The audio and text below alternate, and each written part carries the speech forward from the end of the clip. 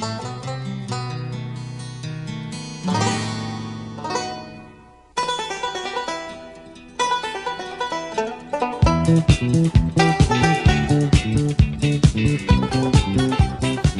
and welcome to another episode of the Cover Zero podcast, the show where I cover the least in the best way possible. I'm your host, Jason Wells. Today is Wednesday, November 12th, and we're at the point of the year where I really don't know who's good in the league right now. And that's not to be, obviously, there are some clear contenders, but the clear contenders are teams that we didn't really think that were going to be there. Yeah, we have the Eagles, last year's Super Bowl champion, but they're not looking great despite the record. Right now, it's the Seahawks and Patriots atop my power rankings. Two teams that I definitely did not think would be this good this season. We have the Colts, but they have Daniel Jones at quarterback.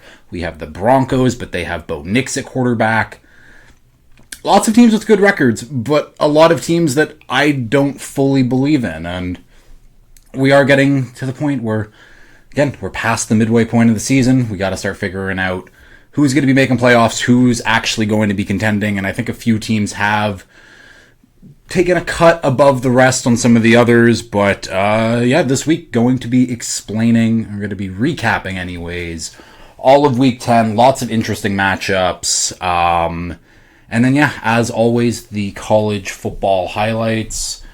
Should be a good episode, as always, but let's get into these college football highlights here.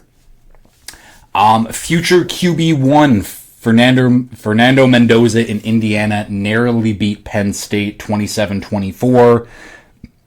Came down to a last-second TD drive led by Mendoza, where it was truly, it was the catch by Omar Cooper, able to get 1 foot down, one of the most impressive catches I've seen in college football recently. But Indiana keeps their undefeated number 2 ranked season alive. It's been a lot of fun. Army beats Temple 14-13. Not that interesting in itself, but what does make this interesting is Army was, of course, playing Army football, running it down their throat. They chewed off the final 10 minutes of play clock on an 18-play drive where they've converted 2 fourth down conversions. Again, being able to run down the play clock, like 10 minutes of playtime is an insane amount to do. Shout out to Army, though, for getting it done. And Wisconsin beats number 23 Washington 13-10.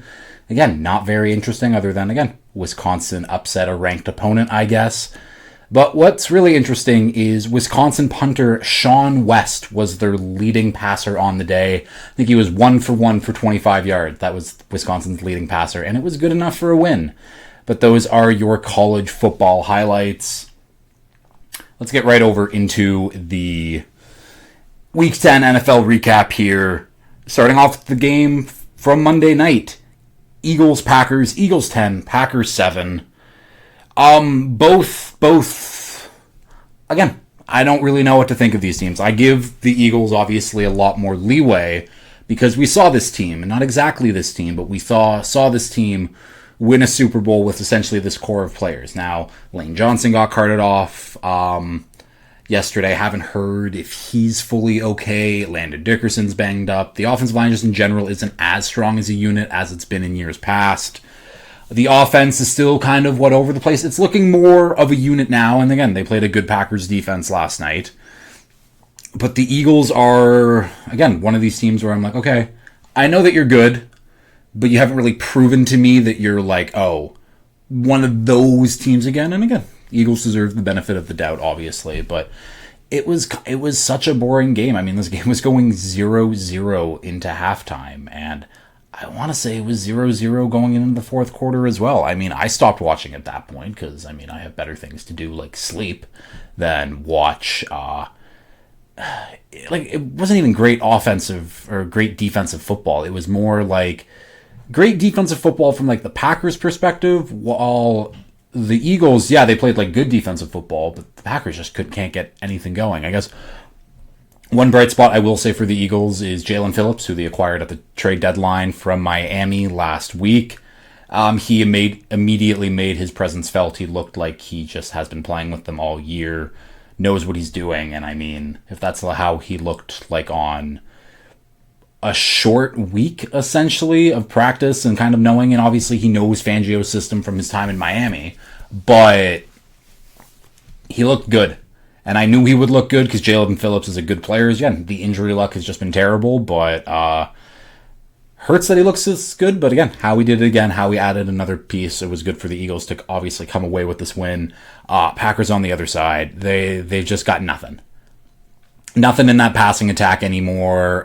Like, again, Romeo Doubs is like a nice, fine player, but like Romeo Doubs is like your number like 3 option, like maybe. With no Tucker Kraft, no Jaden Reed, it's tough for the Packers to really do anything despite them moving despite them playing good defense. I think this year, Jordan Love, they've lost 3 games where the defense has allowed 17 or less points. Tua has never lost a game where his defense has allowed 17 or less points. So just some interesting notes there that I'd like to point out. Came out after the game too, where apparently, if things don't get turned around or blah blah blah, that Matt LaFleur.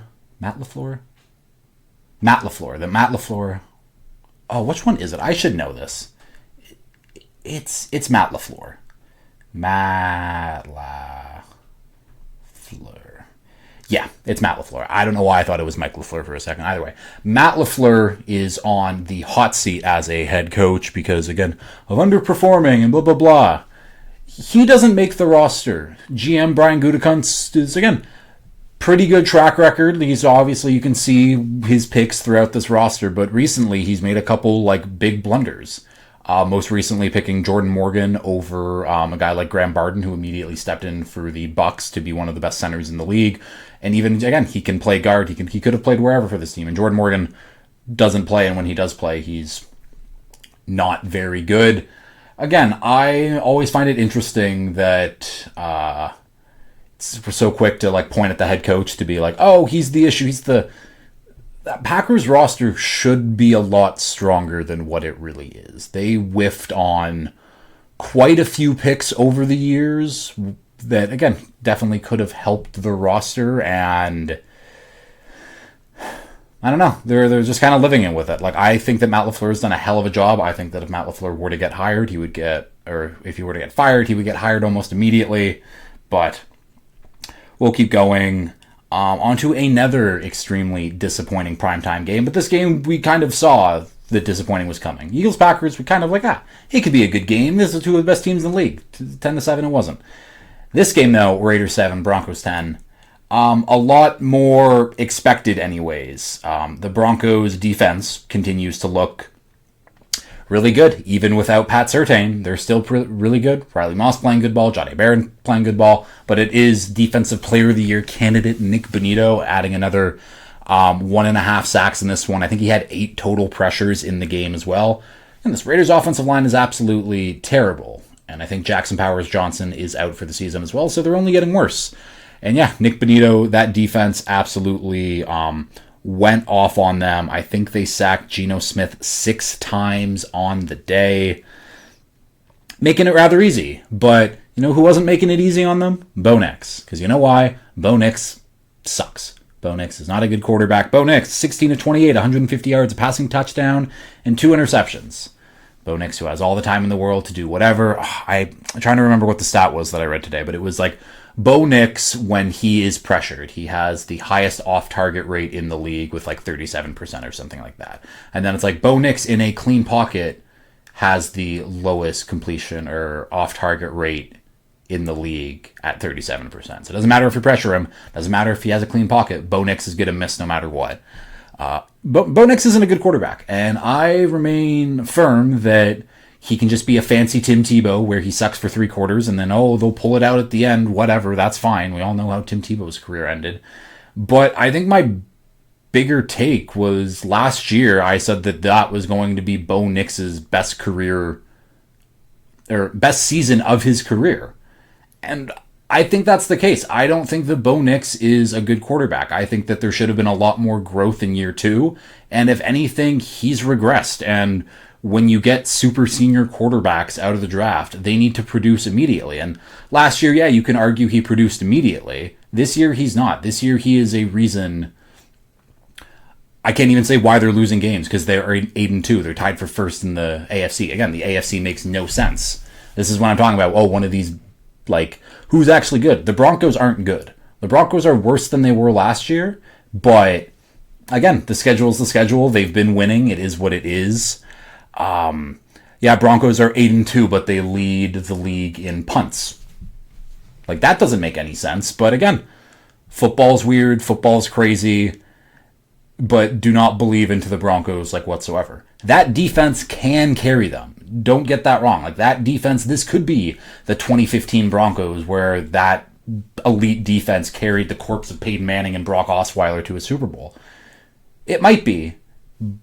But that Broncos offense also had, like, Demaryius Thomas and Emmanuel Sanders and guys like that on it, where, no offense to Cortland Sutton and Marvin Mims, not the same caliber. And Peyton Manning, even the corpse of Peyton Manning, is better than Bo Nix, in my opinion, anyways. Raiders on the other side. They're really bad. What a shock. And I really don't have a lot to say. I mean, it's funny seeing Devin White running around there like a chicken with his head cut off and making tackles, but he can't really do a lot of the... It is funny how this, like, Raiders defense was, like, assembled. Like, it's Max Crosby, and then it's a bunch of guys who it's like, oh, I remember him, Devin White. He was like a first-round pick. He was supposed to be, Super Bowl champion, and then just flopped. Jamal Adams, like, hard-hitting safety, got traded to two first-round picks to the Seahawks. He's back there. There's just, like, a couple guys who I'm like, you're just kind of, like, I don't know. I don't know what I'm trying to say. Other than the Raiders have a very funny defense anyways. Shout out to Caillou Blue, I don't know how to say it. Caillou Blue Kelly. 2 interceptions on Bo Nix. The rookie corner, I believe. Nope, not a rookie corner. Drafted in 2023 by the Ravens. Whatever. The Raiders suck. The Raiders stink. I think my only real takeaway in this is Chip Kelly, very bad at what he does. I think that, again, a stat that I didn't save, but it was just something about Chip Kelly in his last, like, 25 NFL coaching appearances of, like, being being the play caller. Like, his teams haven't scored over 25 points in 25 games or something. Something stupid like that. But Brock Bowers, your best offensive player, only 1 catch for 31 yards. Maybe target him more than 3 times. Maybe let's not have Tyler Lockett be our leading target getter in this offense. Again, I don't care if, they're doubling Brock. They're going to get the ball to Brock Bowers. It should be a much simpler game plan on offense. We'll keep going, though. On to the Germany game. Falcons and Colts. Falcons 25, Colts 31. This game went to overtime, and off the back of Jonathan Taylor once again, he finished 32 carries, 244 yards, 3 rushing touchdowns, also adding 3 catches for 42 yards as well. Jonathan Taylor, MVP candidate. It is right there in the mix. Jonathan Taylor, Offensive Player of the Year. Yeah, he's the front runner for a reason anyways, and he joins some elite company as well. Players with 7,000 plus rushing yards before 27 and 70 touchdowns prior to turning 27. We got Emmitt Smith, we got Jim Brown, we have LaDainian Tomlinson, and then we have Jonathan Taylor. The way Jonathan Taylor's going, he is going to be in rarefied air if he continues like the pace that he's going, and not just the pace this season, but the pace for the next few years, because we know eventually there is a cliff for running backs at 30, but Jonathan Taylor has kind of 3 more years to really solidify his stats, solidify his numbers, and maybe potentially he could be a Hall of Famer. He's certainly on pace, on track. I mean, joining Emmitt Smith, Jim Brown, and LT, like, as the only 4 people to ever have those numbers before turning 27, it's insane. Like, Jonathan Taylor is a hell of a player. Daniel Jones played good enough, had an interception. I think he fumbled 3 times. Again, Daniel Jones is playing more and more like Daniel Jones, but as long as Jonathan Taylor can continue to do his thing, it will try to negate the dumb stuff from Daniel Jones. But again, they turned the ball over only twice in this one. So not as bad as it has been. But again, they fumbled it 4 times total plus an interception. And they still scored 31 points. Yes, it was an overtime, but they scored 25 points before that. This Colts team is good. Them losing to Forrest Buckner for the season, that hurts a lot. But again, the addition of Sauce Gardner, and yes, Sauce Gardner did get his ankles broken by Drake London, but he still had like a really good game outside of, again, the few plays that really get caught on camera and everyone's like, oh, Sauce stinks. Sauce doesn't stink. Sauce is still a good player. Falcons on the other side. They're not good, but they are good. Michael Penix isn't good. I can guarantee you that. Michael Penix is not a good football quarterback. And the fact that the Falcons paid Kirk like $160 million, then drafted Michael Penix, and both of them suck, it's very funny to me. It is very, very funny. And they don't even have their own first round pick this year, which makes it, more laughable anyways. But Bijan did his thing. Averaged 4.9 yards on the ground, 84 yards. Tyler Algier was the TD vulture for him in this one, though. But he also had a productive day, so can't take away from it. Drake London is phenomenal. 6 catches, 104 yards, and a TD. He continues to do his thing, but yeah, Michael Penix is just not a good quarterback. Unfortunate, because the team's built fairly well. Again, they have the weapons, that offensive line is good, and now the unit that's really been struggling over the last few years, this defense is rounding into form, and mainly based on all of the young players. Jalen Walker, James Pierce Jr., Brandon Dorless, Xavier Watts, Billy Bowman.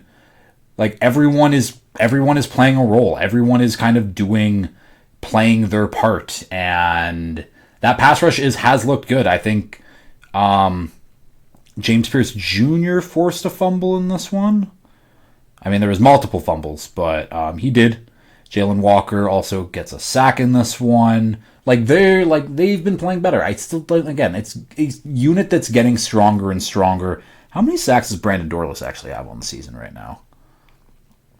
Because he has 4.5 sacks on the season, and I think that last year he had 0. He only played in 2 games last year, but again, he's playing good football. The Falcons defense, young, improving. It's nice to see. Maybe Raheem Morris has some of his guys, but James Terry Fontenot needs to go. I think that he has set this team back quite a bit. As of right now, the Falcons have the 10th overall pick in the draft, and again, as good as James Pierce Jr. Has been playing, you traded up an extra first round pick. I think this could be the Marcus Davenport thing all over again for the Saints, where they traded up for him and then they just kind of weren't really good. But Colts keep doing it. Falcons are the Falcons, is what it is. Next game up here, Ravens at Vikings. Ravens 27, Vikings 19. Yeah, it wasn't a pretty game for the Ravens. They did get it done, though. This defense is looking better. I could say that the defense is looking better because they played J.J. McCarthy, but we'll get to that in a bit. Honestly, Brian Flores did his thing. Lamar, they weren't able to run the ball super effectively. They weren't able to pass the ball super effectively. The Ravens just held on. And again, a team that's kind of been coached. And again, John Harbaugh is a very good coach. Another coach of Ravens fans want him out. But if you want this guy out, he will be picked to be someone's head coach immediately. But yeah, I don't know. The Ravens coach really well. They have the better quarterback. Defense is playing together. Draymond Jones, he looked decent in his Ravens debut, but it's still a unit that needs to get stronger and stronger. This was kind of the Malachi Starks breakout game.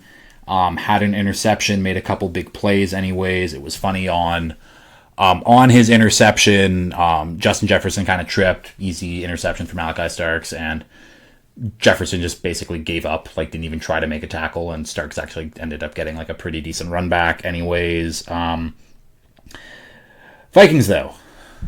Talked about J.J. McCarthy last week. J.J. McCarthy is, not very good. Lots of little things here and there that just kind of stink. And one of the big things is the Vikings had 8 false starts in this one, and you might think, wow, that's a lot of false starts. They were at home. Usually crowd noise is a huge factor of that stuff. But being at home, it's not. That is 8 false starts is the most for a home team since 2009. And yeah, that's mostly to blame on the quarterback. It's getting the cadence wrong, messing things up. It's JJ McCarthy's fault, and JJ McCarthy has, again, not looked good. There's a few kind of splash plays here and there that don't look bad, but the overall body of work is terrible. And again, you want to talk about the Vikings and a GM with Kwesi Adolfo-Mensah who, yeah, should absolutely be on the hot seat. You let Sam Darnold walk, and I don't know, again, we saw how that season ended like last year, but Sam Darnold played really well, and he's playing really well right now. And you ride with JJ McCarthy, and he doesn't look like he's the answer.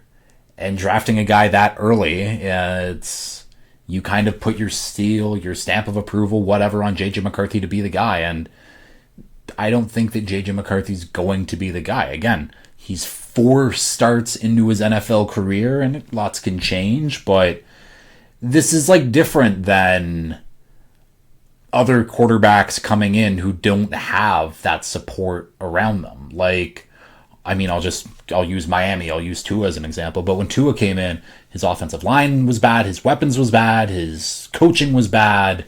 Like, he had nothing going for him, and you can debate all you want about how Tua's career has gone, but at one point, he led the league in passing yards. Bad quarterbacks don't do that.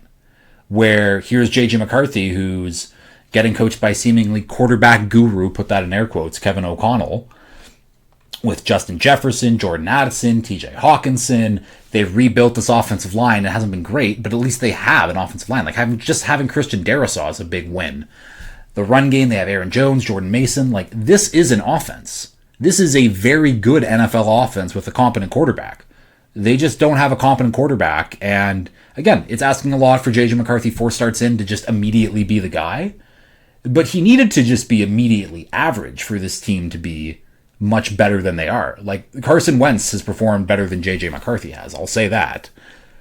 But I don't know. A lot can go whatever. Again, shout out to Brian Flores. Shout out for that defense for doing everything they possibly could to slow down the Ravens. Since Andrew Van Ginkel has gotten back, this defense has been playing much, much better. I think, again, Van Ginkel is that linchpin for Flores and that defense of, is he rushing the passer? Is he dropping back in the coverage? Like, he is so versatile for what Flores wants to do and his exotic blitz looks and stuff like that. We'll keep going, though. Patriots at Buccaneers. Patriots 28, Buccaneers 23. One of the best games of the day. And Drake May continues to absolutely look the part. A few really good throws where he hangs in tough in the pocket and absolutely just throws the ball on a rope to Mac Hollins or Kyle Williams. Kyle Williams, who, with Kayshon Boutte being out, they needed someone to step up, and Kyle Williams kind of did his thing. 1 catch, 72 yards, and a TD. And Drake May looks really good. It hurts. I can say this as much as I want. But the real breakout game in this one was rookie running back TreVeyon Henderson. 14 carries, 147 yards, 2 TDs on the ground, and that final TD where he breaks it out wide, and he's looking back because there's time left on the clock, and they're going to give the ball back to the Bucs with, again, time left to score, potentially, but he's looking back at the coaches to be like, do I score, do I not? Again, very funny moment, but yeah, TreVeyon finally had his breakout game. I think a game that many fantasy heads have been waiting for and wondering, why aren't they giving this guy the ball? And they finally decided to give him the ball, and oh my god, look what happens. Really, really good things. I'm talking about, I don't know who's good and whatever. The Patriots are a really good team, and I hate to sit here and say that, because look at that defense. That defense has a lot of like really good players, and one of them being future All-Pro Christian Gonzalez, should be an All-Pro this year, who, yeah, when they want you to lock down whoever that number 1 receiver is, Gonzo can do that with ease. They got Milton Williams. I mean, they got players on that defense, and then on offense, they have the quarterback. Drake May is the guy. The weapons, I doubted a lot going into this year, but Stephon Diggs is still playing at a good level. Kayshon Boutte's really stepped up his game. Pop Douglas is solid. if Kyle Williams can be a threat, that would be great, but that's like their fourth receiver at this point, so who really cares? Hunter Henry is the ageless wonder. He just is the most consistent tight end to ever play.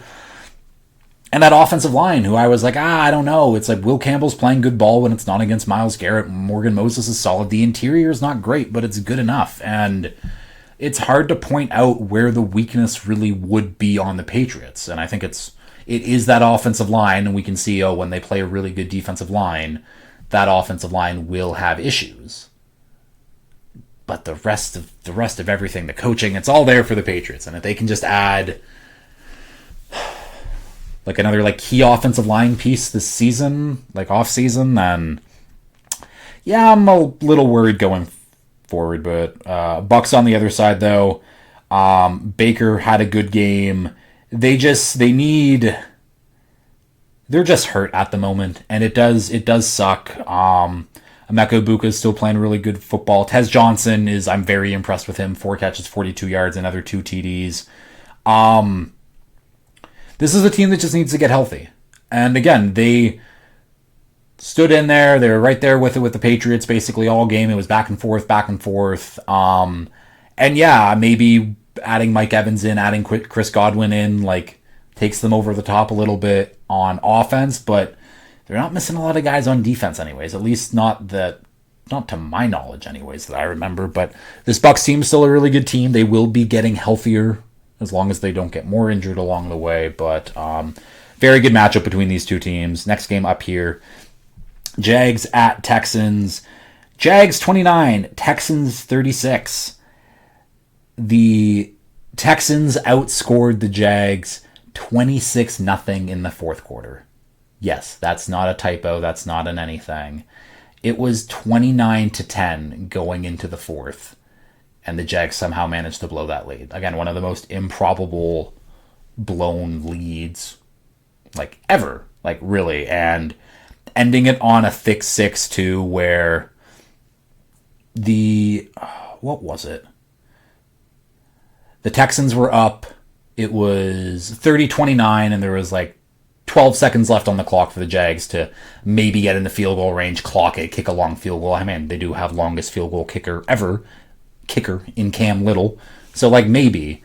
But pass rush gets after him. Trevor Lawrence fumbles, and I don't know who scored the thick 6, but it was a big boy. He ran that all the way in, and he scores the touchdown. Davis Mills is 6-19 as a starter, but 3 of those wins have come against Jacksonville.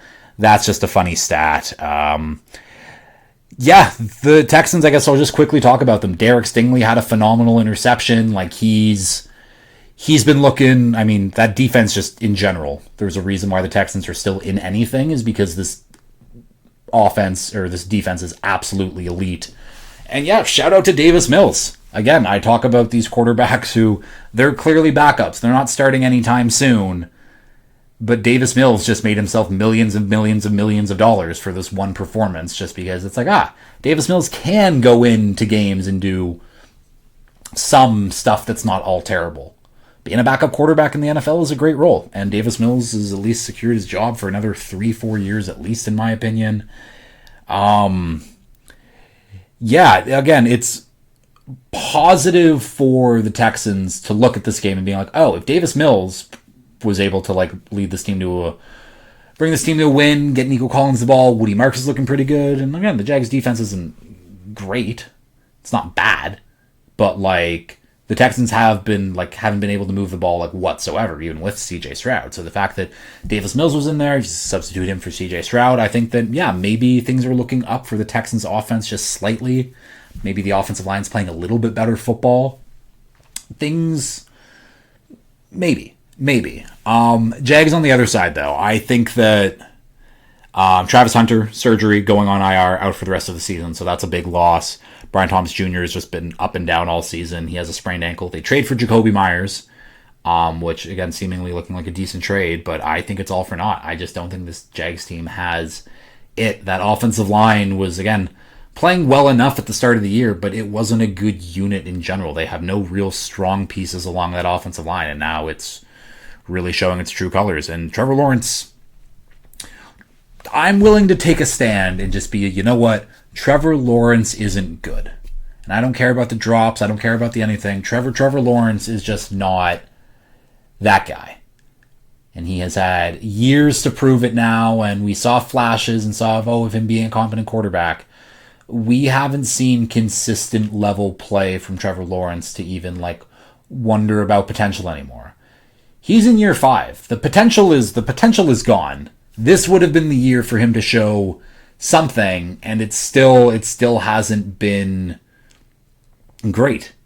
And again, we're looking at these bad quarterback contracts throughout the league. People talk about Miami. I'll talk about Trevor Lawrence's contract. People are starting to bring up Brock Purdy in San Francisco just because Mac Jones is basically essentially replicating what he can do on a fifth of the, not even a fifth of the contract, a 5% of the contract, I guess. Whatever, that was stupid. But either way, Trevor Lawrence just isn't the guy. They don't have the bodies. It's just this offense is falling apart. And I don't know what they do.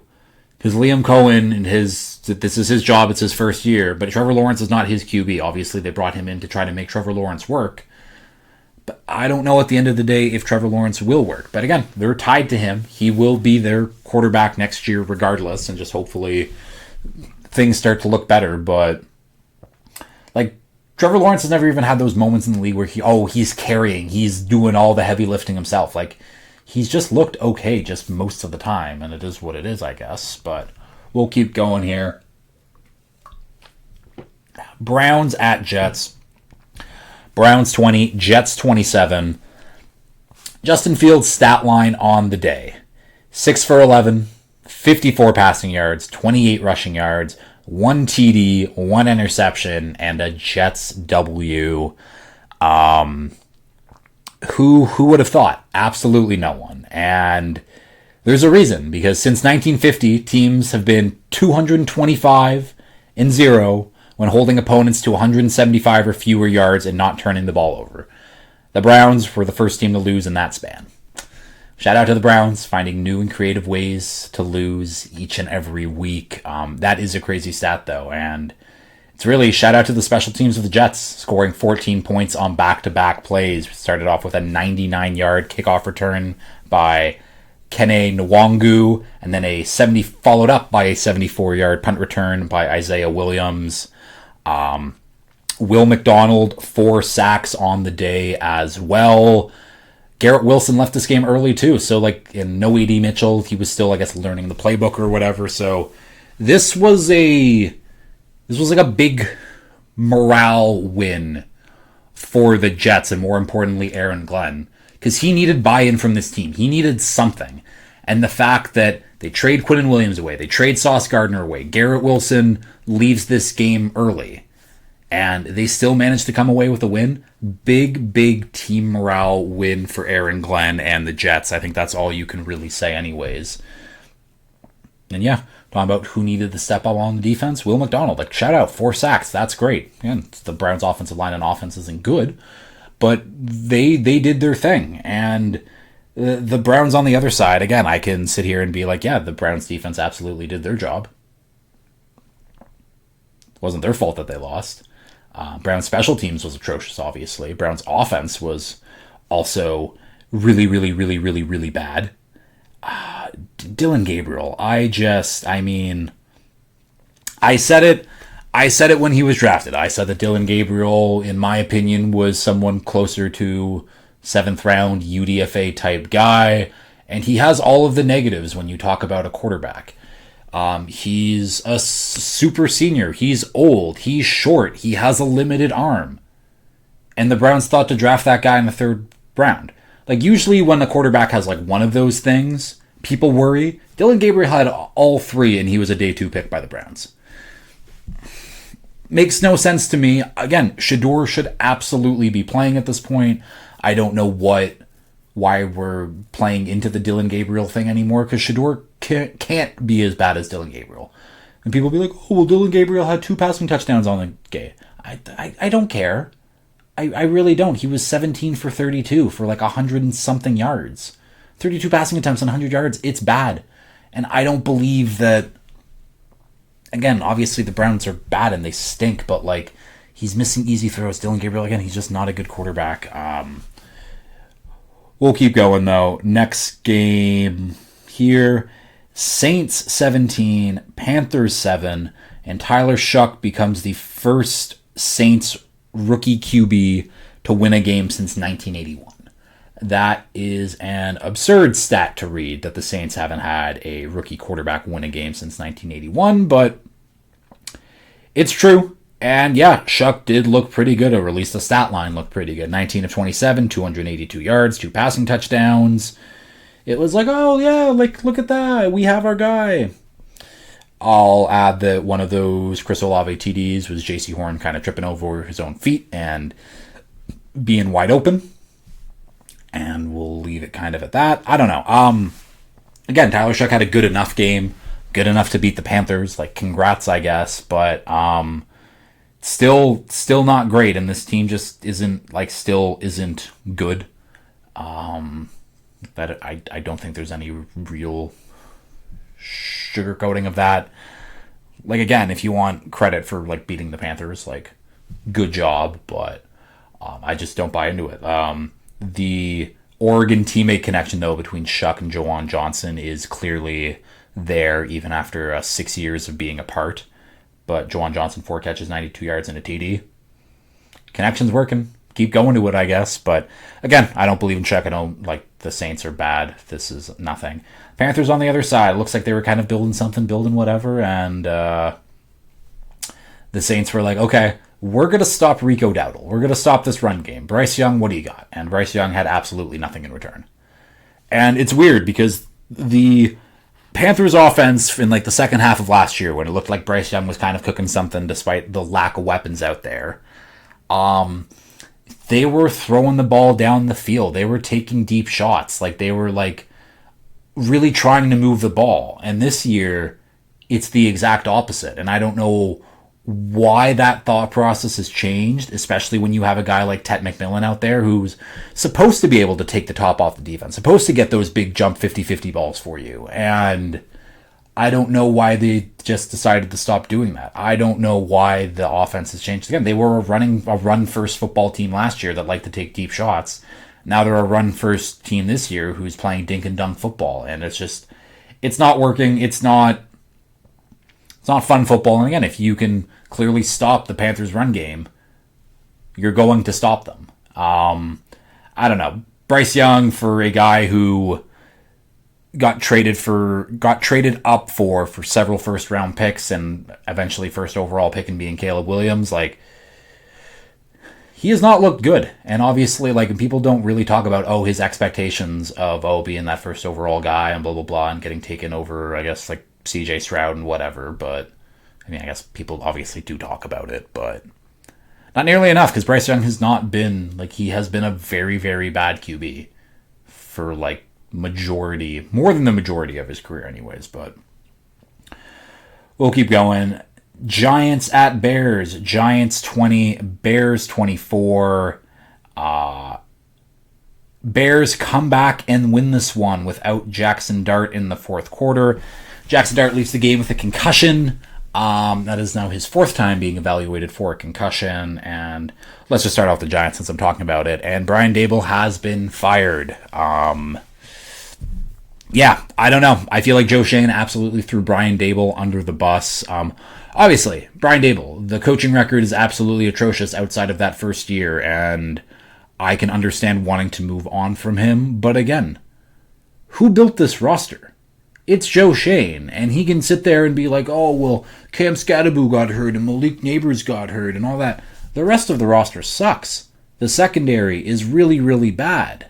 The offensive line is not built well. Again, like, you're missing Neighbors and you're missing... It doesn't matter. Brian Daboll was the one banging on the table to draft Jackson Dart. You wouldn't have made that pick by yourself. And again, John Mara's come out and said that, Joe Schoen is going to help, like, lead the search for a new head coach. Why would anyone want to work with him? And again, NFL teams, put your GM and head coach on the same timetable. It makes no sense to do it any other way.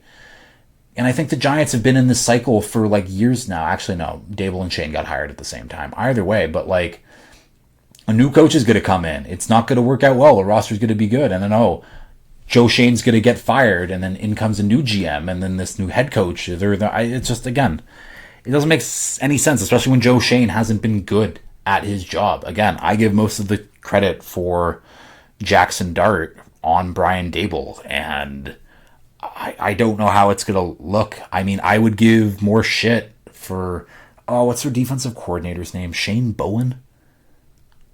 I think it's Shane Bowen is their defensive coordinator. He's terrible.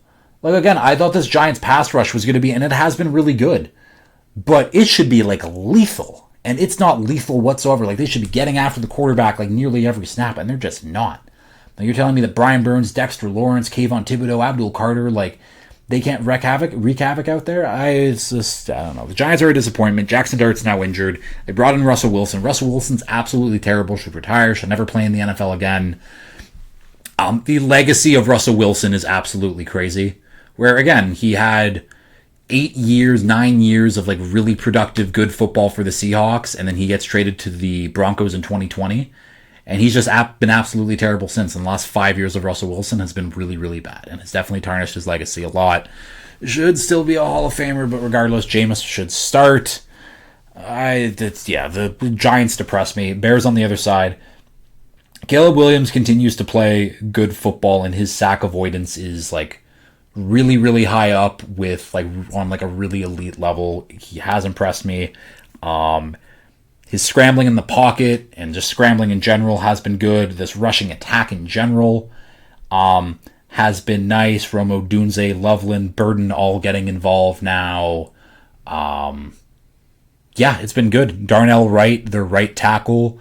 Brian Burns attempted a spin move on him, and Wright just knocked Brian Burns right on his ass. Darnell Wright is also becoming, like, one of the better offensive tackles in this league for the Bears, and everything's kind of looking up for the Bears. I don't trust their defense whatsoever, but the offense is good. Obviously, they're still missing, like, some pieces anyways, and I think that Ben Johnson is still trying to figure out the shuffle of how to use the receivers, and I think that, honestly, the DJ Moore is probably just the odd man out, and that's not, like, a DJ Moore fault. I just don't think that he has, like, a role that Odunze or Burden can't fill. And that's unfortunate for him. Again, he's highly paid, but I think that DJ Moore will probably get moved this coming off season.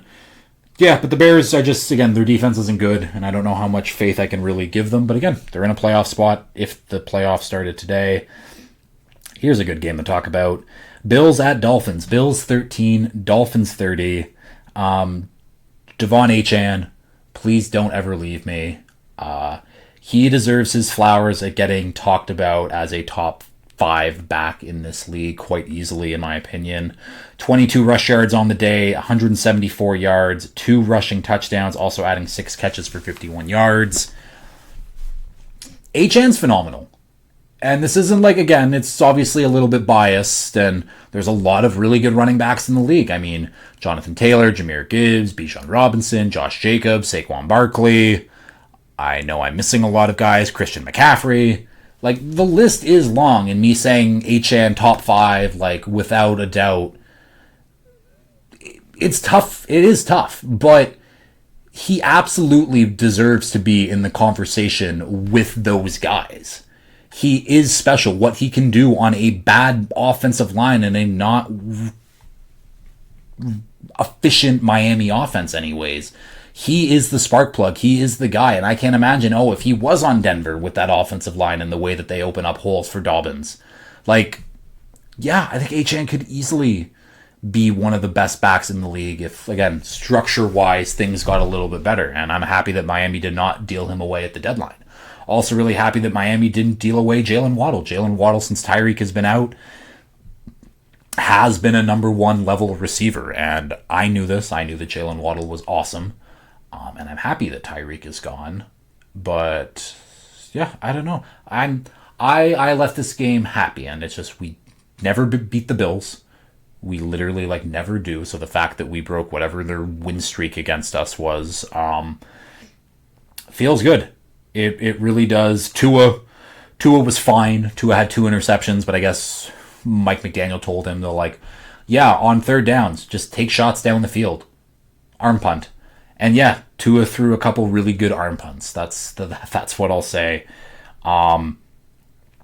Defense played well. Defense did fine. Again, I think it's relatively easy to stop this Bills. Like Josh Allen did a couple like really freakish things where like only Josh Allen and like maybe Mahomes and Lamar can also kind of do those things.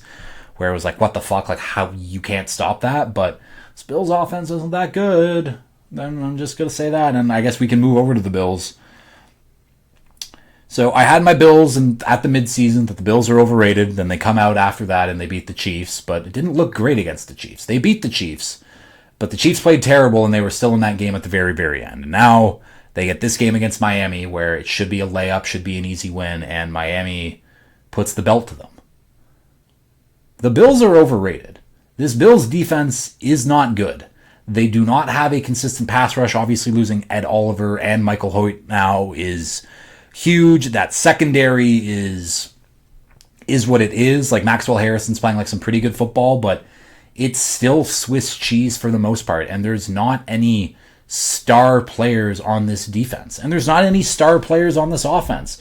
Josh Allen, James Cook, yes, that offensive line is a very good unit as well. But receiving weapons, there's no one.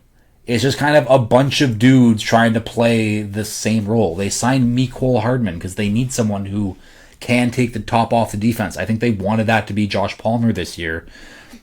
But Josh Palmer ended up getting hurt, unfortunately. The Bills are overrated. Like, this needs to be a Josh Allen Superman job. Carry everyone if this wants to work. But I don't think that their defense is good enough. I don't think that their offense is good enough. And we want to talk about GMs who have drafted poorly. Drafting Keon Coleman, a mistake. Drafting Dalton Kincaid, who Kincaid's been playing better football, but Kincaid as a first-round pick is looking like a mistake. They've also just both play the exact same role, and that's another mistake right there. But shout out to Miami anyways. Into the later afternoon games now, where all of these games were crazy blowouts. Starting off with the Seahawks at Cardinals. Seahawks 44, Cardinals 22. It was, can I do math quickly here? It was 38-7 going into halftime. Like, this was like, again, game was over after the first quarter. Game was like completely done at half, and then like that was basically it. Seahawks defense is really fucking good. They got to Jacoby Brissett twice. They made him fumble twice. And DeMarcus Lawrence scooped and scored twice. They're able to do what they want. The offense, again, they found Jackson Smith-Njigba. He got open immediately. Boom. Good to go.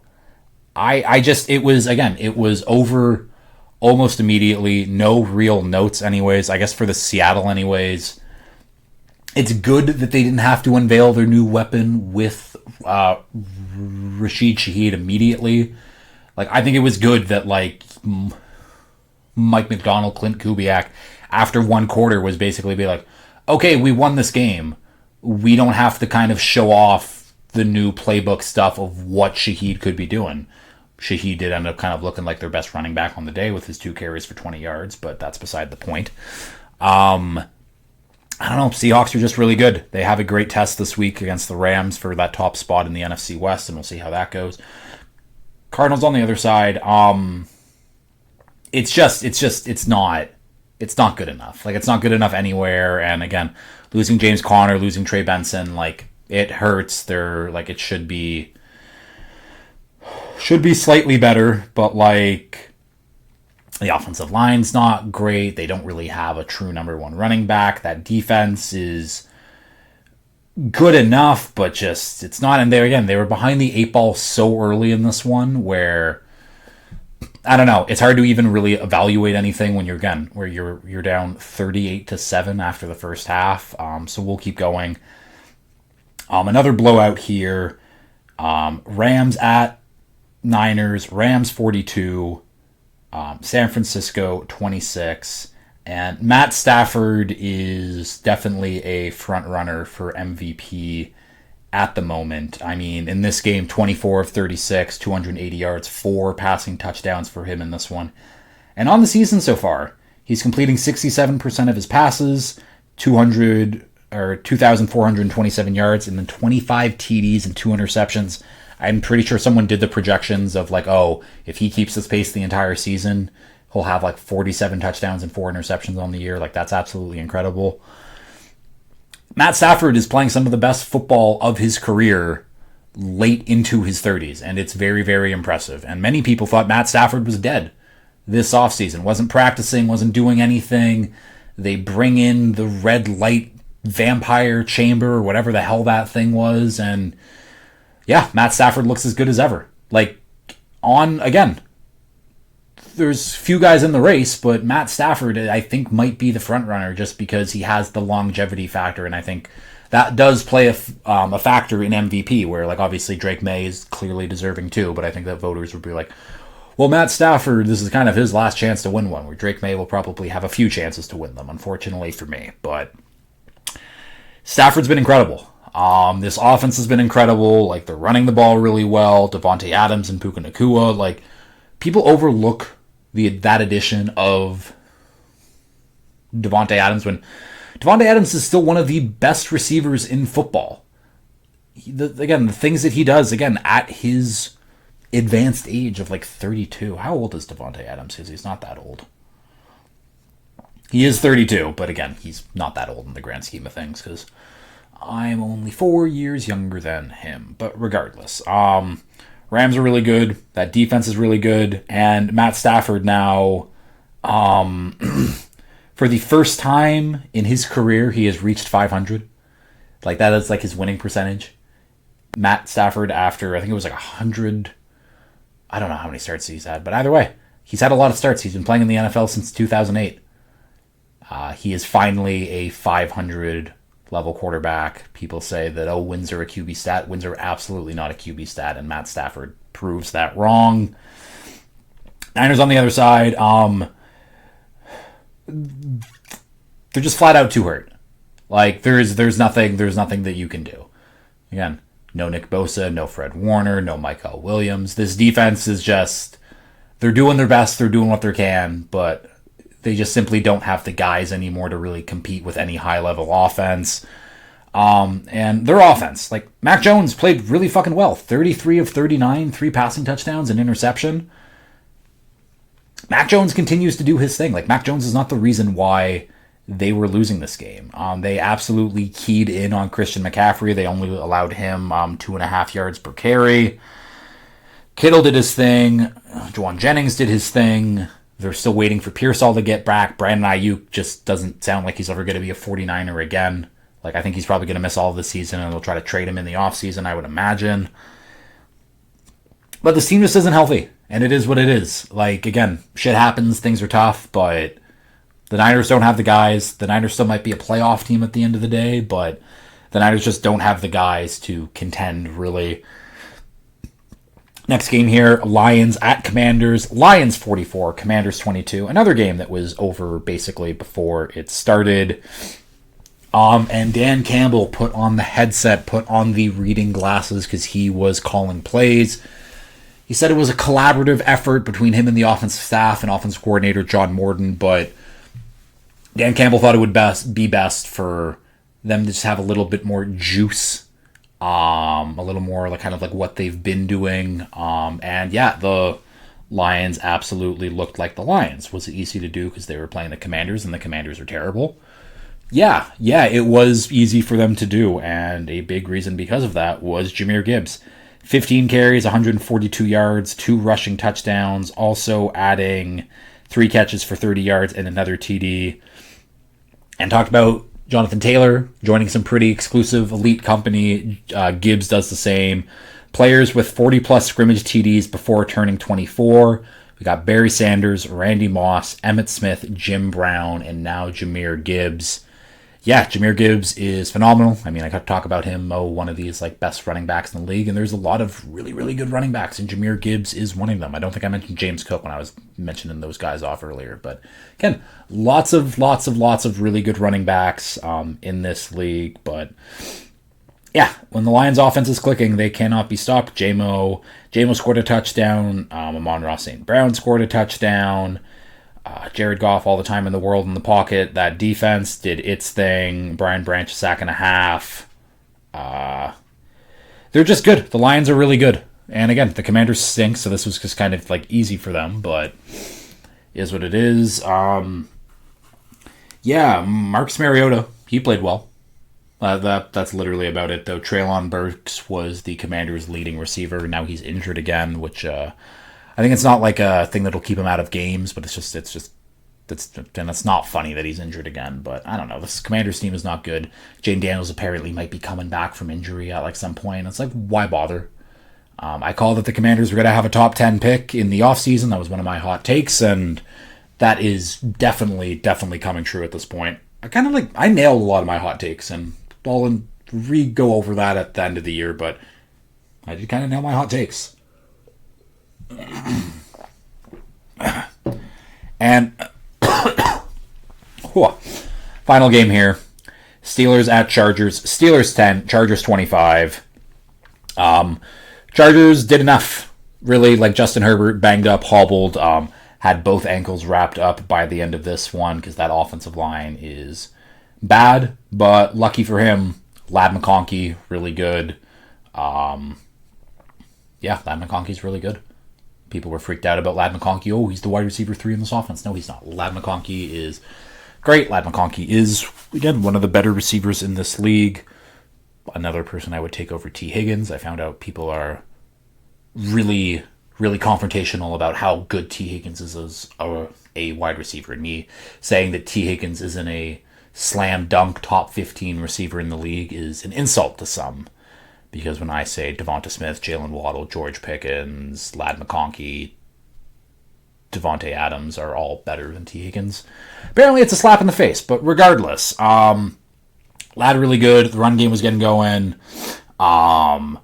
Really, like, this wasn't as much as like, the Chargers played so well, the Chargers did their thing, and the Chargers did their thing. The Chargers won. The Chargers stopped the Steelers. Justin Herbert, was moving around as much as possible anyways, but this was really Aaron Rodgers sucking, the Steelers offense also sucking, and their defense just not being as strong as a unit as people like to think. Again, they had that great performance last week where they turned the ball over a ton and it was great, and in this one, did they force any turnovers? Yeah, they don't force any turnovers, and that's what hinges this team, is this defense's ability to force turnovers is what makes them win games a lot of the time. And it's frustrating. They're trying to add another Band-Aid to the defense with signing Asante Samuel Jr. and, I don't know, maybe another vet, aged, injured player is exactly what this defense needs to take them over the top. I doubt it. I don't know. This offense has nothing. Like, Rodgers isn't good. I think that we're at the point of Rodgers' season where we saw when we've still seen the arm talent throughout the season, but again, as the season goes on, as the hits build up, you start getting weaker and weaker and weaker. And this was kind of towards the end of the Drew Brees' career as well, as Drew Brees could start the season and, he looked good. He looked sharp. But again, as a full season wears on you, you get worse and worse. And I think it's just kind of hitting Aaron Rodgers a little bit early because he looked absolutely terrible. And they just don't have the weapons in general. Like, yeah, DK Metcalf's a nice guy, but DK Metcalf is their only guy. Like, fuck out of here with, Kelvin Austin and Roman Wilson. And, they have 3 tight ends with Jonnu Smith, Pat Freiermuth, and Darnell Washington. That doesn't matter. I don't know. The Steelers aren't good. Steelers are still probably going to finish 9-8, make the playoffs. It is what it is. But that is your Week 10 recap. Yeah, I got wilderness CPR training in the morning, so that will be fun. This episode will be out for you. I don't know. I don't think I have anything else really to add. Katie was here over the weekend visiting from Ottawa. It was nice to see her. Had a good time. Unfortunately, it got rainy towards the last couple days, but Ottawa got hit with 15 centimeters of snow, so who's really winning in the end? Yeah, I guess that'll do it. Some big games this week. I mean, excited for Seahawks Rams anyways. I actually haven't looked. I think Patriots Jets is a Thursday night game. That's going to be a shit kicking. What else do we got? Oh yeah, we got Commanders and Dolphins in Spain, Bucks and Bills. It's a big game for the Bills, anyways. Bills 5.5. Oof. Texans and Titans taking the Texans. Oh my god. Some of these lines are looking very juicy to me at the moment, and I will leave it at that. And as always, if you have liked this, please like, share, retweet, subscribe, tell your friends, all that fun stuff. And until next time, peace.